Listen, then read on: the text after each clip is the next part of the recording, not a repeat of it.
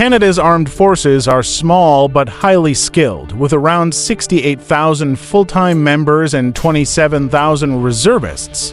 The country invests about $20 billion US in defense each year, focusing on protecting its vast borders, supporting allies, and safeguarding the Arctic. The Canadian Army uses modern Leopard to tanks and advanced armored vehicles. The Navy sails 12 upgraded frigates and several new Arctic patrol ships, though its for submarines often face maintenance issues. The Air Force's old CF-35 fighter jets are set to be replaced by F-35 starting in 2026. Canada also flies Hercules and Globemaster transport planes, along with helicopters for rescue and maritime patrol.